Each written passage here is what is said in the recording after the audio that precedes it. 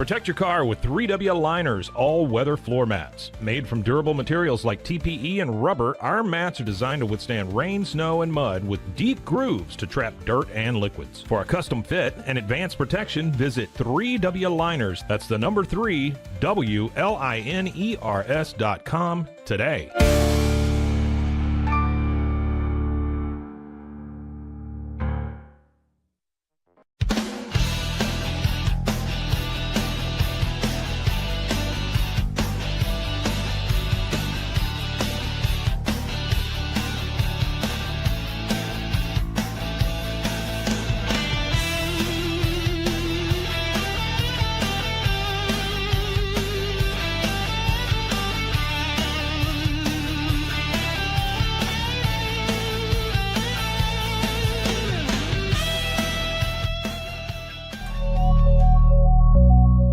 Cases, innovation drives us. Since 2008, we've been creating cutting-edge technology products that make your life easier. With a focus on performance, design, and customer service, we're here to help you work smarter, not harder. Join us on our journey to simplify your world. Visit acasis.com today. That's ACASIS.com today.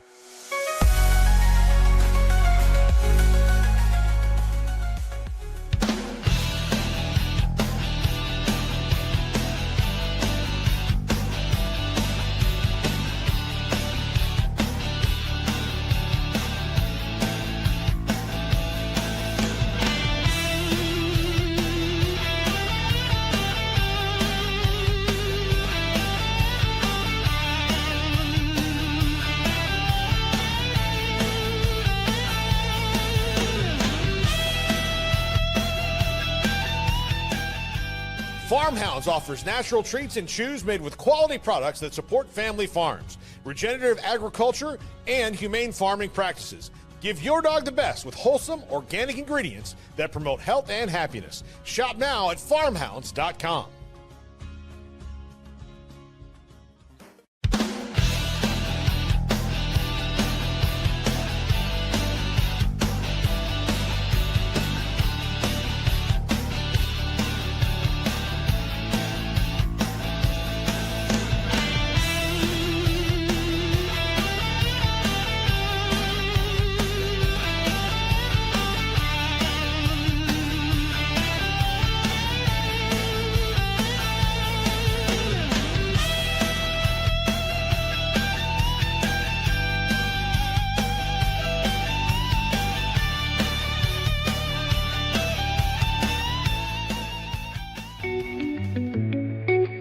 Unlock a world of convenience with Mully Box, your one-stop solution for personalized subscription boxes delivered right to your door. From gourmet snacks to unique finds, each box is tailored to your taste. Experience the joy of surprises. Subscribe today at mullybox.com. That's MULLYBOX.com.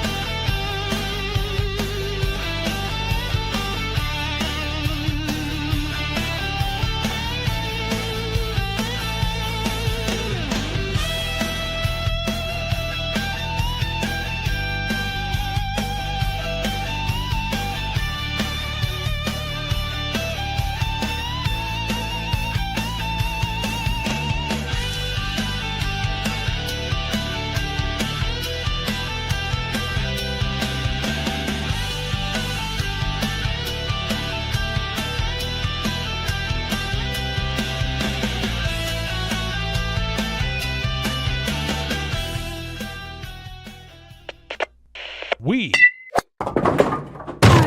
are Rogue Media Sports.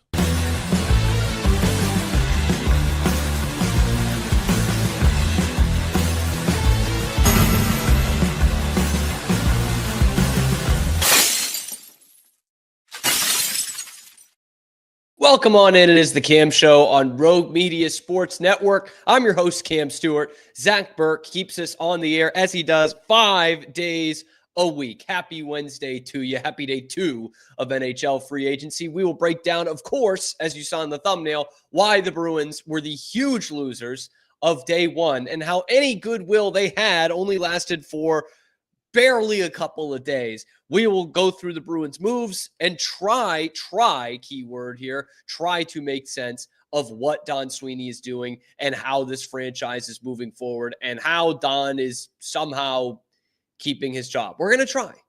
We're going to try with all those things. We also will talk a little bit of Celtics for the first time in forever. Are they in on Dame Lillard? Is that a move that would make any kind of sense? And why it wouldn't? And then Zach and I will break down our top 10 movies of the 21st century. We have finally taken the bait from the New York Times poll out there. The answers will surprise you, and there will be some Boston flavor in that as well. All that and more coming up on this episode of The Cam Show. Of course, we start where we start. It was a brutal day 1 of free agency for the Boston Bruins, man. The Bruins aced the NHL draft, and then days later, hours later, flunked the first day of free agency. Yesterday was one of the most confusing days I've had in a long time. And if you've watched this show, you can realize I get confused pretty easily. It was nauseating, infuriating. Like, what on earth are the Boston Bruins doing? They technically made a ton of moves. They went out and they acquired, between their AHL guys, trades, and NHL free agent signings, they acquired almost 10 guys. But here's the guys they actually went out and signed on day 1 of free agency. Alex Steeves, Matej Blumel, Michael Eyssimont, Sean Kuraly, remember that name, and Tanner Jeannot. Bam. The Bruins went out there in a year where they really need to get more scoring and get more offensive talent. They went out and got 3 guys. I'll include Victor Arvidsson in this, who they traded for early in the day and took all of the cap hit. So for Victor Arvidsson, Sean Kuraly, and Tanner Jeannot, they went out and they got 57 points. In an offseason where they are desperate to add offense, to add goals, the trio of Arvidsson, Kuraly, and Jeannot add 57 points from last year and 28 goals, which with their salaries average out to about $342,000 per goal that they score. That is the strategy. That is the chess that Don Sweeney is playing. They go from a day on Friday night where James Higgins falls into their lap at number 7. And it's the most unified, in a good way, the most unified the Bruins fan base has been in a long time. And as if that is too much for them to handle, just 3-4 days later, they're bidding against nobody. This Tanner Jeannot deal is a train wreck. It's an absolute disaster. And if anyone is saying otherwise, they don't know this sport. If I have to see one more person say, oh, he's the perfect Bruin, oh, the Bruins really needed to get tougher, I'm going to gouge my own eyes out. How do they need to get tougher? They were second in the league in fights last year. They were 28th in goals. They finished 15th in the Eastern Conference. In a sport where you need more goals than the other team to win games, and people are telling me they need this guy. They need to get tougher. I like the Tanner Jeannot signing. How can you? How do you watch that team last year? How do you go through 82 games of them getting their shit rocked on the scoreboard? How do you watch that team for months on end and see how many countless times they go through an entire period of NHL hockey without even putting a shot on net and say, that team needs to get tougher. That team needs another grinder in there. How do you see that with your own 2 eyes and come to that conclusion? And are you working for Don Sweeney if that's the case? It makes no sense. Every team in the league is getting more skilled, is getting more offensive talent, and getting better. Don Sweeney and Cam Neely thinks it's 1990 all over again. And you just need to get bigger and slower and throw more body checks out there. And I swear to God, if one more person tells me about how tough the Florida Panthers are and that the Bruins are trying to become them, I'm going to lose it. I haven't lost it already, but if I hear that one more time, I'm going to lose it. The Florida Panthers are tough. You know what else makes them really tough? They're very good. They're very skilled. They score more than the other teams. And yet we're trying to compare these two by saying that the Bruins are getting more like the Florida Panthers because they got Tanner Jeannot on a 5-year deal. Yes, the Panthers are tough. But you know what else they have is plenty and plenty of skill. 3 and 4 lines of skill. Matthew Tkachuk, Sasha Barkov, Sam Bennett, Sam Reinhart, Brad Marchand. Those guys are good at hockey. They put the puck in the net. You do not. Okay, yes, I know Sam Bennett is tough. He also scored 15 goals in the postseason. And I've got Bruins fans telling me they need to get tougher? Like, what is the sport that you're watching? Oh, it's not all about goals. Actually, when you break it down, it kind of fucking is. You need to score more goals than the other team. That's how you win hockey games. The Bruins did not score goals last year. They were about as bad as anybody in the National Hockey League at scoring goals, and they lost a lot of games.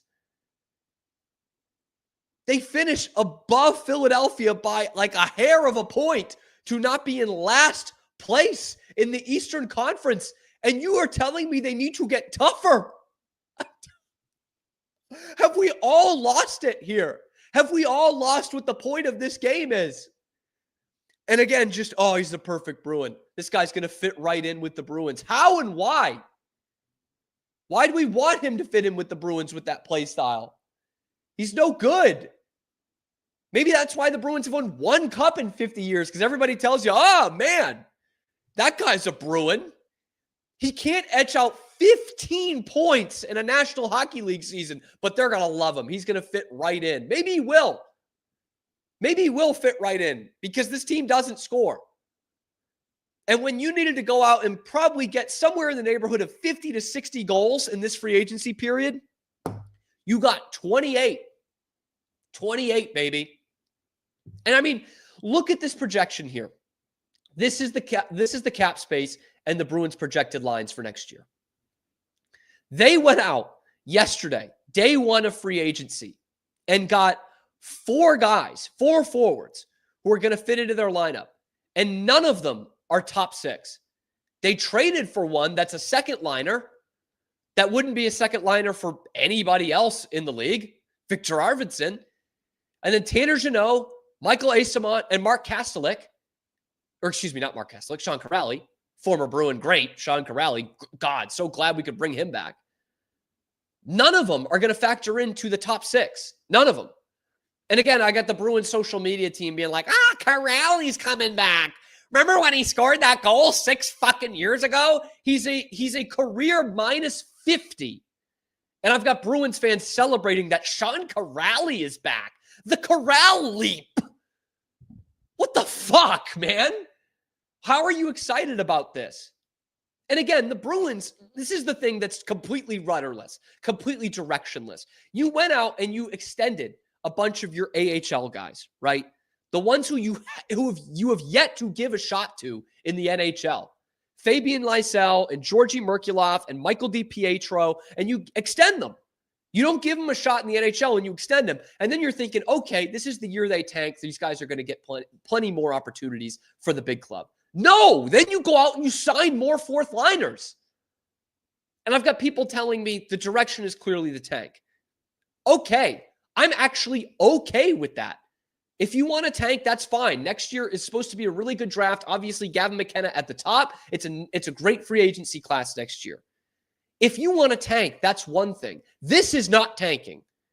You do not give out 5-year contracts to career 4th liners when you're tanking. You don't give out a 5-year contract to anybody when you're tanking. You're just making yourself a little bit worse and handing out multi-year contracts to fourth-line guys. You could have got Brock Boeser for $7.25 million a year, and he's going to give you 25 goals. Instead, you paid about $8 million, all locked in past 1 year for 28 goals. Now here's the depth chart. Now you're keeping your AHL guys in the AHL by making these signings. Now you keep Fraser Minten down. You keep Fabian Lysell down. You keep Georgi Merkulov down. You keep DiPietro down. Like, it's not making any sense. All the analysts will tell you the Bruins really won the day in worst free agent signing. It was Cody Ceci and it was Tanner Jeannot. Okay? Cody Ceci going out to LA and Tanner Jeannot to Boston.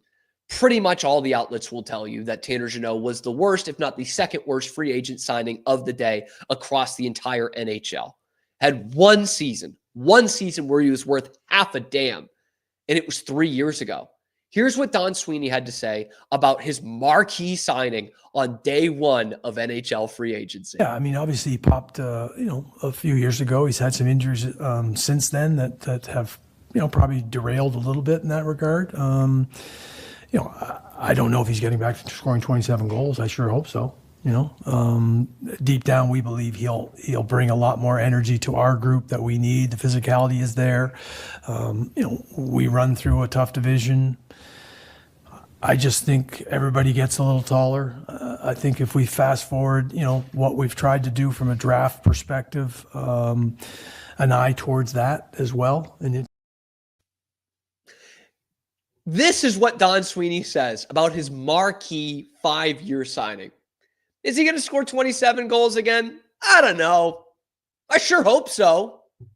Does that sound like a guy you just gave a 5-year contract to? Are you kidding me with that? And all I hear Don Sweeney, a hockey guy, played 1,000 games in the NHL, and he went to Harvard, and yet he cannot explain to you in a real sentence why they signed this stiff. He has no idea. Like, he can't even articulate a sentence that makes sense. Maybe we're just all too dumb. Don Sweeney is too smart. The Harvard guys understand what he's talking about. But you gave a 5-year contract worth $17 million to a guy who has one season over 20 points. And all you say is, we run through a tough division. Everybody gets taller. Whatever the fuck that means. Is he going to score 27 goals again? I don't know. Hopefully. I'll spoil it for you, Don. He's not. Okay? Because in 21-22, when he did that, when he scored 27 goals and scored 41 points, that was the apex.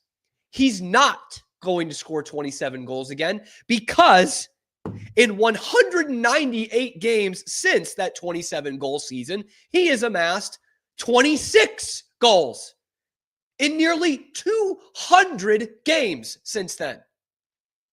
He's a stiff. He's a bender. He's a fourth-line scrub. But damned if he's not going to get in some fights. Again, the Bruins were second in the league in fights last year, and you saw where it got them. And you're going to raise ticket prices. You expect us to spend $100 just to get in the building to see a Tanner Jeannot fight, and they lose 5-1? You can watch them on YouTube. It's free. Crazy, I know. But you're either spending $100 to get in the building, or you're spending $30 a month on Nesson to see Tanner Jeannot get into a fight as the Bruins get their ass kicked for 82 games. It's actually incredible. It's truly incredible. If you include all the guys they signed yesterday, which does include, if you include all the free agents they signed yesterday, for the length of their contracts, you're giving them $25 million for their 24 goals they scored last year. The Bruins are not going anywhere, and they're not even tanking right. Like this isn't how you tank. You don't give out 5-year contracts to fourth liners. It's the definition of insanity. The last couple of years, they've been trying to get bigger, slower, stronger, and it doesn't work. And so Don Sweeney goes back to the well and says, you know what? We'll just do it again. We'll just do it again. It's freaking incredible, man. Like they have no idea what's going on in this league. It's mind-boggling. Just Tanner Jeannot, 5-year deal. Like, you're not even bidding against anybody. Like, this is the Don Sweeney way, just bidding against absolutely nobody. He did the Oilers a massive favor by taking Victor Arvidsson off their hands, sending a pick in return, and taking all of his salary. Like, hours after the Oilers paid Evan Bouchard $10.5 million a year, the Bruins just take Victor Arvidsson's cap hit right off their hands. For what? What, are they going to scratch your back? They were dead in the water. The Sharks were circling them, and you blew all the Sharks' heads off for no reason. Like, for nothing. Like, it's, if you don't laugh, you'll cry, man. It's just, what in the hell are they doing? Please, somebody explain to me what they are doing. And if I have to hear, if you're going to do the comment of they need to get tougher because the Panthers are tougher, just fuck right off, man. Like, the Panthers score goals. They win games. They have Hall of Famers. The Bruins have Tanner Jeannot and Sean Kuraly. God, I'm so glad Sean Kuraly is back. Oh my God. Big losers of the day. Yours, mine, our Boston Bruins. Let me know what you think about Bruins free agency in the comment section below. Let me know what you love about it, what you hate about it. If you want Don Sweeney fired, do me a favor. Like the video, subscribe to the channel. Only about 5% of you watching are actually subscribed. And our numbers have been busting the last week and a half, talking a lot of Bruins hockey. So subscribe, because we come to you live on YouTube, high noon Eastern time, every weekday. And then we're available wherever you get your podcasts as well. I'm your host, Cam Stuart. Zach Burke keeps us on the air. Check out the other videos on YouTube, Talking Bruins, and everything else Boston sports. Oh, I've got more thoughts on this. It's mostly for tomorrow's show. I've got more thoughts on this Bruins free agency and just trying to make sense of what the hell they're doing, and if we do have a miserable for McKenna type of season coming up. The Celtics season is going to be pretty miserable too. This is a Boston sports show. But are they in on the Hall of Famer? And should they even want Dame Lillard? Let's talk about it after this quick 2-minute break on the Cam Show. We'll be right back after these quick words from our sponsors. This is Rogue Media Network. InMotion is more than just a name.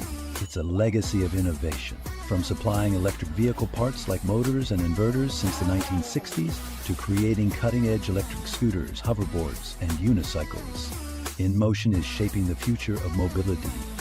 Whether you're looking for industrial power solutions or accessible personal transport, InMotion has you covered. Explore our products and experience the future of movement. Visit store.inmotionworld.com today. Is your Mac running slow? Mac Booster 8 is your all-in-one solution to clean up 20 types of junk files, remove malware and viruses, and protect your device. It also optimizes your Mac's hard disk, fixes disk permission issues, and cleans memory, all to boost your Mac's performance to the max. Get your Mac running like new again with Mac Booster 8. Visit macboost.net today. Finding a sleep sack that my baby likes has been a struggle. The sleep sack from Joy is a major upgrade. It's all natural eucalyptus, which is breathable and hypoallergenic, which is really great for your baby's sensitive skin. And it's made with Climatac, which regulates your baby's temperature. You can also get Joy's crib sheets, which are made of the same super soft material. Joy gave my baby comfort and gave me peace of mind. At Mapiful, we believe in celebrating your journey, past, present, and future. Our unique personalized products are designed to boost your confidence, elevate creativity, and honor what matters most. From custom home decor to meaningful gifts, we help you cherish the memories that make you who you are.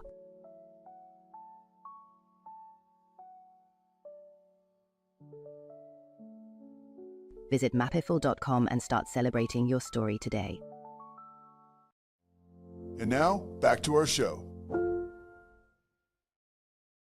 Back here on the Cam Show, Rogue Media Sports Network. Guys, I got to thank you. The numbers have been so awesome the last week and a half. Really been the best week and a half we've ever had at this show. So we're posting everything on Instagram too. These shorts are really busting on Instagram, even more so than YouTube. So find us there at The Cam Show is the @ You can find me on Twitter at Real Cam Stuart, Stuart.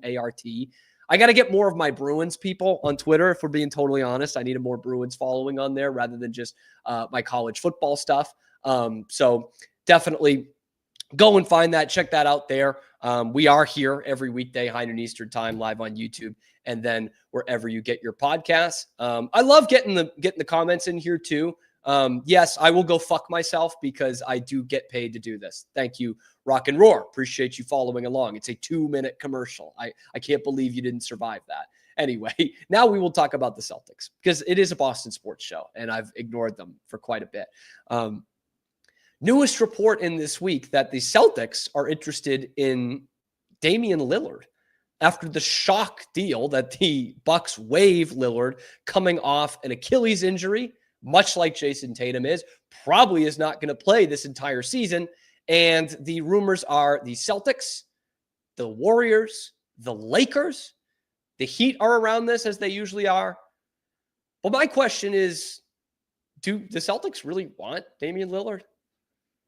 Like, do we want Damian Lillard in the big 2026 is when he's going to play again? He's going to be 36 years old with no defense, never played a lick of defense in his entire career. I'm not really getting it. Like, I do understand surface level. Damian Lillard is a Hall of Famer. He still averaged 25 points a game last year. He's still one of the best three-point shooters in the history of the league. But, like, is that really going to fit the Celtics? In fact, the way I'm looking at it this way is they would take a flyer on Damian Lillard because they don't like their financial security and what it's going to look like in 2 years. New ownership group, second apron, guys already starting to leave big time. You know, you had to trade a couple, but now Al Horford wants to leave. This might be the Celtics looking at things saying, yeah, well, we don't know what this is going to look like in a couple of years. And most teams aren't going to be patient and wait on Dame Lillard. So we're going to punt next season and see what it looks like with Jason Tatum, Jaylen Brown, Derek White, and a cheap Damian Lillard. And see what we can build around that. Which, again, in a vacuum, most people would be like, yeah, sure. But you're taking a crucial year of the prime away from both Jaylen Brown and Derek White, whom I love. But let's be honest, how many great prime years do you have left of Derek White? You're taking those seasons completely out of it, right? This is going to be a nowhere season next year. You're punting a prime season for both of those guys. You're losing a prime season from injury from Jason Tatum, and you don't know what he's going to be like when he comes back. And then you bring a well past his prime Damian Lillard into the mix. I'm not seeing it. Maybe I've got the blinders on. Maybe I get the sunglasses on and it's a little too bright, this vision for me. And I trust Brad Stevens. Unlike any of the other GMs in this town, I actually really trust Brad Stevens because he's batted 1,000 so far. But what is the goal here if you go and get Damian Lillard? And what is he going to be in 2 years as a 36-year-old coming off an Achilles injury? It's one thing to talk about Tatum coming off an Achilles injury when he's going to be, 30? But Dame Lillard going to be 36. I'm not seeing it. I'm not seeing it. But as they write on Yahoo Sports, in 26-27, when everyone was conceptually fully healthy, that would be, Brown, Tatum, White, Lillard, the Celtics would be absolutely loaded. I guess. But we saw what Damian Lillard did to a good team in Milwaukee. He made them worse. Trading Drew Holiday and bringing in Dame Lillard, which would be the exact path that you're doing right now with an even worse timeline, made the Bucks a worse team. They became one of the worst defensive teams in the playoffs after being one of the best defensive teams in all of basketball when they had Drew Holiday. So why is that all of a sudden the blueprint for the Celtics and Brad Stevens and Joe Mazzulla? I'm not seeing it here. I know he's still probably got something. with the 25 points a game he had last year. But again, we're talking about a guy in his mid to late 30s coming off an Achilles injury. Kevin Durant was 30. Jason Tatum is 27, 28. Those things are not equal. Those are not the same. So I'm just a little confused by it. I guess it's really taking a flyer, but at the end of the day, you still don't have a rim protector. You're barely under the second apron now, like $1 million under it because you had to sign Luka Garza. That's stiff. The Celtics are going to suck next year. Like, I thought they were going to be a possibly home court playoff team. Like, they're a play-in team, I think, next year. The only benefit to them is that the Eastern Conference sucks and that the Knicks are, like, trying to hire a women's basketball coach, a college women's basketball coach to coach their team. And they're probably the best team in the East. And it's wide open and everything. But, like, with this roster, you're not better than, obviously, the Knicks. You're not better than Cleveland. With this roster, you're not better than Orlando or Cleveland or New York, maybe even Indiana with them having their star player out. You're behind a lot of teams in this conference, man. I don't know. This is a total punt of a season to me. And if you got plenty of room to spend next year and you can get a serviceable NBA center in here, because now you're looking at possibly picking up the bought out DeAndre Ayton, then maybe we could talk. But I just don't know how Damian Lillard is the answer. If you guys know, please let me know in the comment section below how the Celtics are getting better with a Damian Lillard deal that will get him on the roster in 2026-27. Let me know in the comment section below. Be sure to like the video, subscribe to the channel if you want more Boston sports content. It's coming to you live every weekday, except Friday. That's the 4th of July. Live at high noon Eastern time, and then wherever you get your podcasts as well. I'm your host, Cam Stuart. Zach Burke keeps us on the air 5 days a week. Coming up, after a short 2-minute commercial break that you will all survive, we're going to have the top 10 movies of the 21st century. Zach and I, big cinema heads, okay? We've finally taken the bait. I do watch your guys' involvement in there. Get in the comment section if you're watching live. Let us know what your favorite 10 movies, favorite 10, which is a big thing, not best 10, favorite 10 movies of the 21st century. Let us know in the comments. Zach and I will give you our list coming up next on The Cam Show. We'll be right back after these quick words from our sponsors. This is Rogue Media Network. InMotion is more than just a name. It's a legacy of innovation. From supplying electric vehicle parts like motors and inverters since the 1960s to creating cutting-edge electric scooters, hoverboards, and unicycles, InMotion is shaping the future of mobility. Whether you're looking for industrial power solutions or accessible personal transport, InMotion has you covered. Explore our products and experience the future of movement. Visit store.inmotionworld.com today. Is your Mac running slow? Mac Booster 8 is your all-in-one solution to clean up 20 types of junk files, remove malware and viruses, and protect your device. It also optimizes your Mac's hard disk, fixes disk permission issues, and cleans memory, all to boost your Mac's performance to the max. Get your Mac running like new again with Mac Booster 8. Visit macboost.net today. Finding a sleep sack that my baby likes has been a struggle. The sleep sack from Joy is a major upgrade. It's all natural eucalyptus, which is breathable and hypoallergenic, which is really great for your baby's sensitive skin. And it's made with Climatech, which regulates your baby's temperature. You can also get Joy's crib sheets, which are made of the same super soft material. Joy gave my baby comfort and gave me peace of mind. At Mapiful, we believe in celebrating your journey, past, present, and future. Our unique personalized products are designed to boost your confidence, elevate creativity, and honor what matters most. From custom home decor to meaningful gifts, we help you cherish the memories that make you who you are.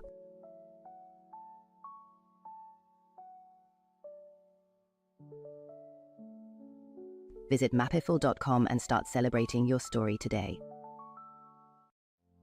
And now, back to our show. Back to our show, The Cam Show on Rogue Media Sports Network. I'm your host, Cam Stuart. Zach Burke keeps us on the air, and now we bring him on the air for this very important segment about our favorite 10 movies of the 21st century. That needs to be thrown out there, favorite 10 movies. Zach, before I get there, I have a random question for you, if you can handle it.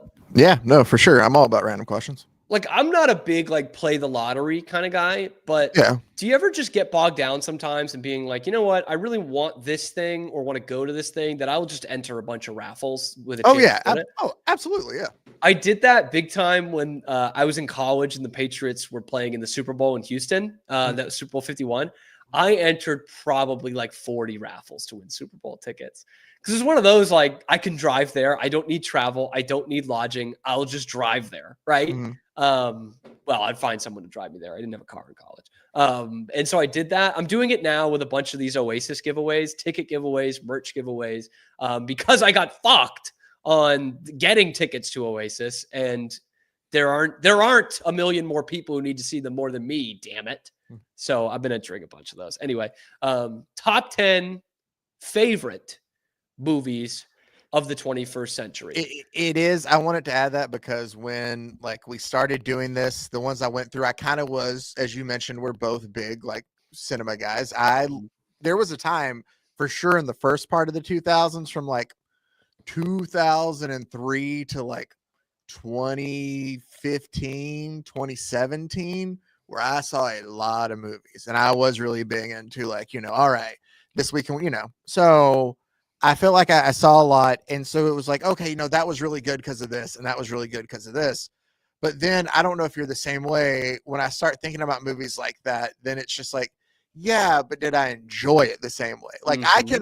I can tell you, I can watch a movie and be like, that is a damn good movie. Yes. And it's better than a movie that I like and that's my favorite. But this one's more enjoyable for me, and and there's something about it. So it started as a mix. There's some on this list that I know damn well there are a lot of other movies made in the 2000s that are better than it, but it's just there's something about it that I think is just so it just belonged on this list. Sure. So I don't think we can get both of our lists up on the screen at the same time, yeah, because I didn't think ahead about that. So you want to throw your list up first, and let's parse through it, or what? I didn't type it up. I was thinking we'll go. Do yours, yeah. We will go. No, do yours then. I can do that real quick while I was working on the Dame VO, and I was like, should I do that? Have you done it? Which I appreciate, Zach. I have it typed up on my phone. Yeah. Okay, so if you did you do it through the New York Times, or did you just type it? I just typed it up. Can I do it through I can do it through the Times real quick, and it'll give and then it will generate it for you. Let me do that. I'll do that while we do yours. Yeah. Okay. If you need the link, I can send you the link. But I can find it. I'm good. Here we go. My top 10 favorite movies of the 2000s. And yes, it is worth noting, like Zach said, and we've said several times already, it's not the best ones, because there's certainly some ones that would be on here that would not, let's be honest, man. Is Step Brothers a top 10 movie of the 2000s? No. But I love that movie, man. That is the peak of generational comedy, right? Those mid to late 2000s, a comedy, PG-13 comedy movies. Some of them were rated R. Step Brothers might have been rated R. That were just right in my wheelhouse. Step Brothers came out when I was 11. I love that movie. Can probably quote just about every single line to it. You do see a sports movie flavor in here, Zach, for sure. Miracle. I think the most historically accurate sports movie of all time. Huge fan of the Miracle on Ice. The fact that they do hockey players that learn acting rather than the other way around. Gameplay looks phenomenal. Friday Night Lights was the second one I put on here. It's one of my favorite movies of all time. There's no way it wasn't going to go on here. I got the pleasure of working out in West Texas covering that team, but just so good, man. Good. Actually a really underappreciated film for some of the way they do things, the way they shoot things, the way they do their dialogue, the way they emote in that movie. See, here's where I get really douchey. I'm talking about the way they emote in a high school football movie. But it's still, great. I get what you're saying, because it adds to it. It adds to, because things score is great. Yeah. Exactly. Well, there's other sport, you've seen a lot of sports movies, and we have too. The background of it can take you out. If there's sometimes if it's this is supposed to be a serious scene, and you're not bought into it, of where it's just like, okay, yeah, this one person is, but everybody, I get it. Like it builds it. The emoting or the acting adds to it.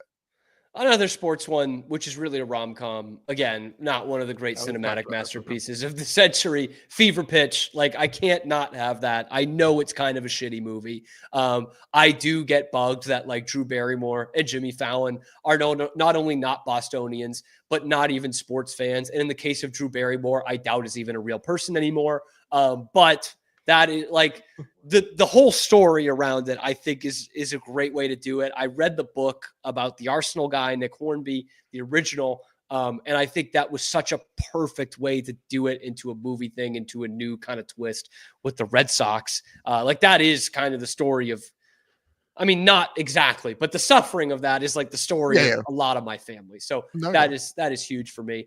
A very divisive sports movie all of a sudden, Moneyball. Zach, Why? can I get your thoughts on Moneyball? I love Moneyball. Moneyball to me is one of my favorite sports movies. I will say, can I tell you a little story that I heard that we might have talked about before or not? One of the guys, and I wish I should have looked this up. I didn't know Moneyball was on your list, and I would have been better. But one of the guys, Barry, I can't think of it. He played one of the scouts. He was an actual major league scout, and he played one of the scouts in Moneyball. I know this from the Visit to the Mound podcast that we have here at Rogue. They had him as a guest, and he told the story that for that scene when they're around there talking, that Brad Pitt beforehand like went around and like introduced himself to everybody, and that when they did the scenes and they would sit there and he has to call on people, there weren't names in the script. Brad used their actual names when he called to them, so that they would have to give them SAG credits when they would do it. So they'd have to actually give them credits. That, man. Exactly. But that's like a story that I heard that I was like, dude, that's fucking awesome too. And that added to money. But no, I love Moneyball. I don't know why everybody hates it so much. Okay, so here's why it's divisive these days. So it's amongst like real hardcore baseball heads, of which I would very much consider myself. Because the A's had 3 top line starting pitchers on that team, like real elite starting pitchers. And the American League MVP of that year. Now, they would not have gotten SAG credits because their names were not mentioned one time. That's true. Miguel Tejada won the MVP. The 3 pitchers, as you started going with, Barry Zito, Mark Mulder, and Tim Hudson. There we go. Yes. I was going to hit me for And I get it. Like, that is a huge part of that team. But here's where my Red Sox fandom comes into play, is like Moneyball isn't about what the Red Sox are trying to do now or what the Bruins are trying to do now. Like, Moneyball is not just about picking up a bunch of spare parts and making a team. Moneyball is about finding talent where other people, or value is the better word for it. Moneyball is about finding value where other people are not finding value. Absolutely. So like the movie is about Chad Bradford and Scott Hatteberg and David Justice and these guys. It's not about Miguel Tejada or even Eric Chavez or the 3 starting pitchers. It's not about those guys.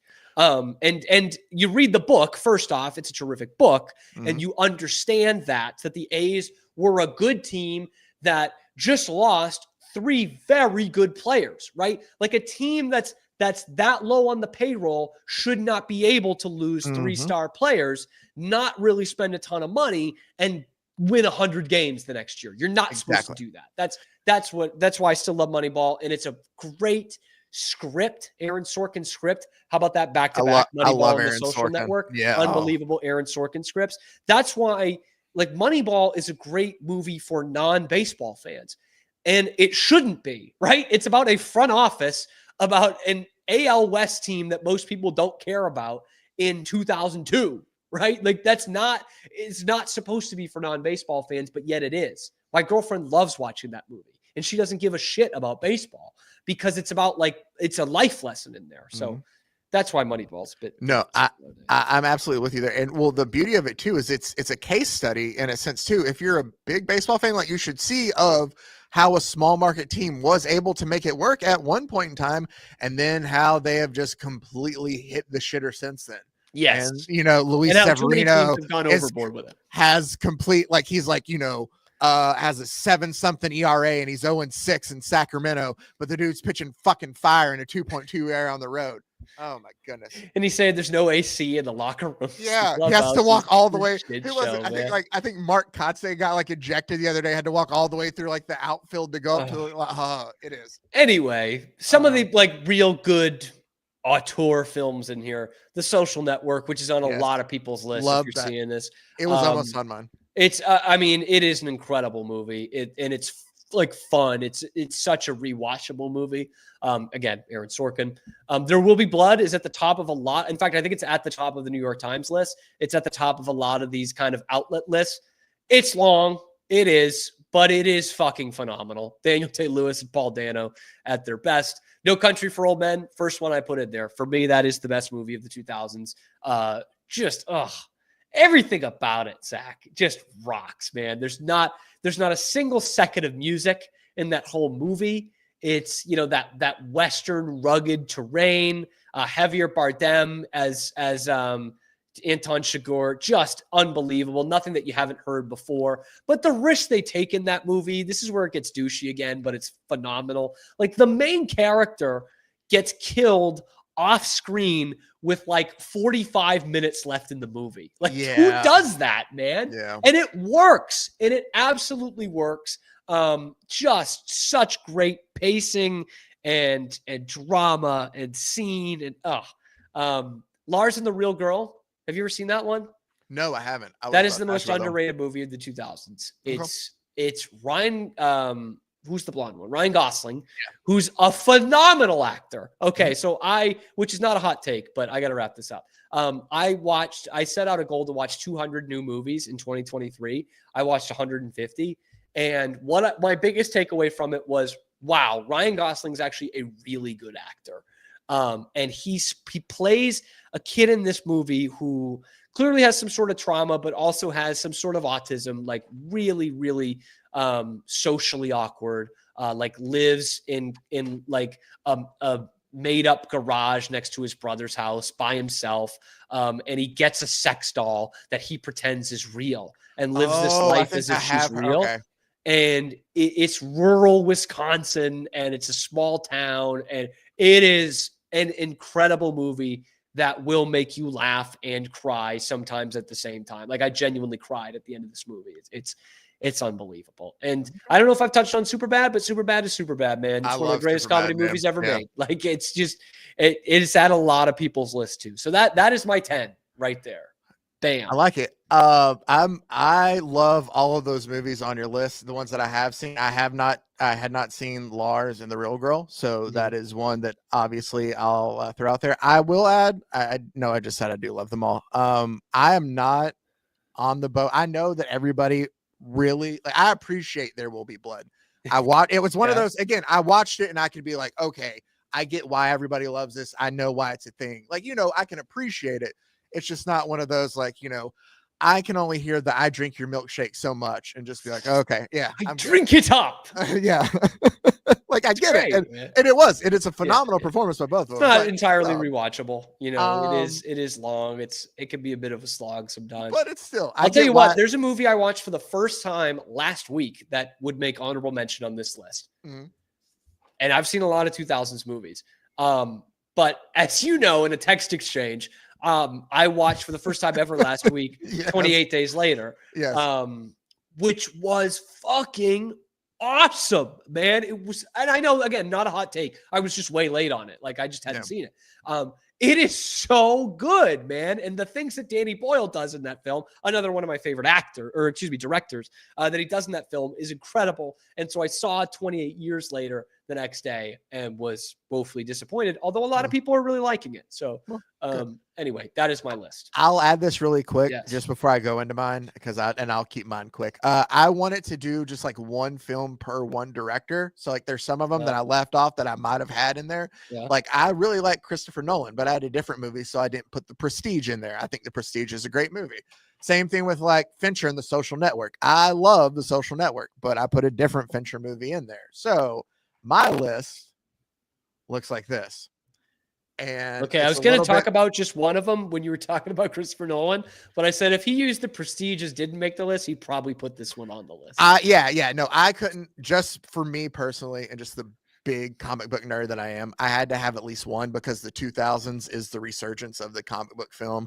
We don't have any overlap, by the way. I just noticed that looking at it. Which rocked. I'm in. Let's do it. Dark Knight to me, it's what started, it's Christopher Nolan, it's peak Batman, it's great. Every other movie that's been serious that's tried to do, they're trying to copy that. Should have won Best Picture. What won Best Picture that year? Let me look it up while you do this. Okay. I'll just run through these really quick. On some of Shrek, when it comes to animated movies, there is nothing that has honestly just stayed with me from Slumdog Millionaire won. Oh no, fuck that. No, I mean it's a good movie, but where am I getting the? Yeah, no, that's it. But Shrek was just a quality. Like it came. I was like in 8th grade and still loved it. I should have been too old to enjoy animated movies, but it was one of those that still stayed with me even through. I can watch now as an adult and still enjoy. The Departed. I love me some Martin Scorsese. I could have gone with some of the more recent stuff, but there was just something about when it came out that I loved the cast all together, and The Departed, I know it's not a lot of people's favorites, and also know that it's a remake of an even better movie. So like, I understand that, but there was something about The Departed that I absolutely loved. I went back and forth on Tarantino, went with Inglourious Bastards and still a Django. Very close to my list. Yeah. Fincher, the Fincher movie I went with that I think is slept on some is Zodiac. I think Zodiac is really good. It was close to mine as well. Great movie. I think what gets people is it's a little bit long. It's like 2 hours and 50 something minutes. So I get that, but or maybe it's not a serial killer movie. No. Right. And I think a lot of people get turned off by that. Like clearly the whole movie is about the Zodiac killer, but you don't know if you see him one time, really. And it's about a cartoonist, but it's great. Yeah. Oh, I love It's the Search. Kiss Kiss Bang Bang is a Shane Black movie, but it's Val Kilmer and Robert Downey Jr. together. And it feels like a 80s movie kind of in the 2000s of just like that chemistry between them. But it's oafish, just, out of his element, Robert Downey Jr. And it's just cocky, great Val Kilmer. And I love it. I'll save the ones on Mad Max Fury Road. I think people just get it. It's action from start to beginning. It starts and it never lets up. And I kind of like that. Like it was one of those where by the time it was done, I was like, oh shit, it's already like, I didn't notice the time that went by. Just the world that he builds, the cinematography, all of it. The last three are probably my weirdest ones and my favorites out of the list. Scott Pilgrim versus the World. It's very nerdy. It's very just Edgar Wright kind of humor. It's, Michael Cera being Michael Cera, deprecating. Yeah. Thank you. It's just peak. Like it's me in high school. Like that's, I don't know. Like, even though it came out a little bit later. Oh Brother, Where Art Thou? Barely made it into the 21st century. But again, it's my favorite Coen Brothers movie. It's essentially the tale of the Odyssey, just told through these three guys escaping prison. And I absolutely love I quote it still. Well, I'm with you fellas. Tim Blake Nelson, John Turturro, Clooney, Goodman. Good character actors, man. Really good character actors in that. Yeah. And then the last one I'll do to close out, which I'm sure was on nobody's list, is Black Dynamite, which is so hilarious. It is essentially a spoof of all the blaxploitation films of like the 70s and the 80s. Michael Jai White is the main star, but just a ton of other actors that you're familiar with. And the whole thing it's a comedy throughout, and it's like the boom mic will kind of like appear in the top of the shot and it like throws them out and goes them out. It's like they would play it on Adult Swim all the time too. It's just absolutely amazing, and it's great. It always gets me laughing. So there you go. That's my list then. There it is. Do you have any that you want to mention that just missed the list that you haven't already mentioned? I added like Social Network and The Prestige. Gone Girl would have been on there. That was another. Saw that a lot on pretty high on a lot of lists. That would be top 25, I would say, for me. I like Gone Girl a lot. Yeah, but no, I mean, there's just so many great movies. It's hard to get it down to 10. So. Yeah. What was the other one I was thinking when you were doing that? I had, I think, 3 or 4 on my list from 2007. Another one I would throw on there is an honorable mention, which is very underrated. Just not a lot of people saw it. I think mainly because the title is so long. The Assassination of Jesse James by the coward Robert Ford. is phenomenal. I can't believe, and I saw that for the first time probably like 4 or 5 years ago. And I was like, how have I not known about this movie? Like it's so good. My grandpa loved Westerns, and that was one of the modern ones that we watched together. And he just, I mean, it's not necessarily the same kind of action, but still we both enjoyed the shit out of it. I loved it. I think I only had like one from the 2010s. Social Network's 2010. Oh, that's yours. Wait, no. Here we go. Yeah, Social Network and Miracle, or not Moneyball. That's it. Yeah. I'm an old school guy. What can I say? Yes, sir. Anyway. Well, let us know what yours is in the comment section below. Give me your favorite movies of the 2000s. Let me know. Be sure to like the video, subscribe to the channel. Thank you to Zach for helping out on that. And thank you to you guys for tuning in. We're coming at you live on YouTube every weekday, high noon Eastern time. We'll talk some more Bruins tomorrow. Don't you worry. I'll probably blow up again. And we will see you then on a little ditty that we like to call The Cam Show.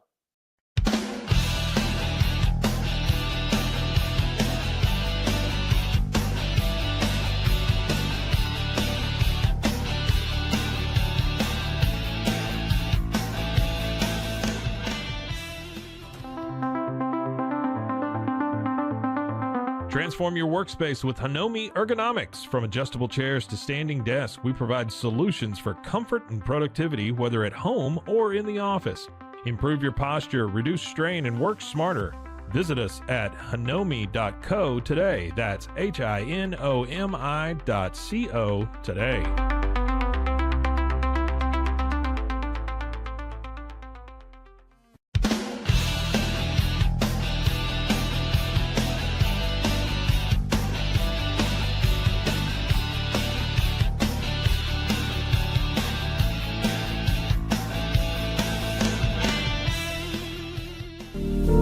Experience the future of secure private cloud storage with Internex. Protect your files with end-to-end encryption, ensuring your data stays private and accessible only to you.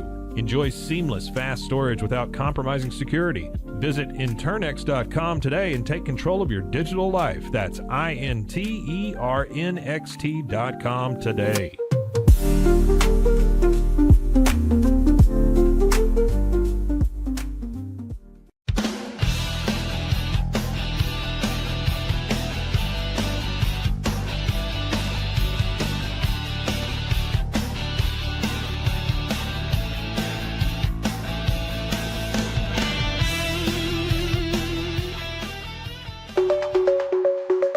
Protect your online privacy with NordVPN.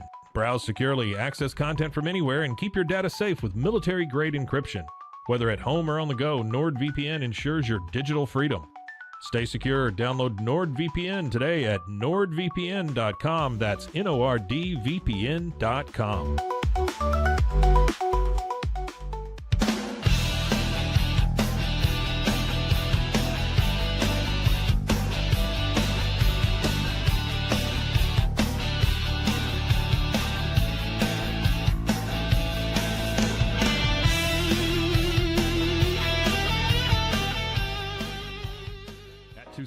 We understand that maintaining a healthy lifestyle can be challenging, especially in today's fast-paced world. That's why our mission is to make fitness accessible to everyone, anywhere. Committed to excellence, we adopt a user-centric approach guided by ergonomics and medical science. With a team of seasoned professionals in R&D, design, and manufacturing, we prioritize quality across our entire product line. Visit TwoSains.com today and start your journey to better health. That's TOUSAINS.com.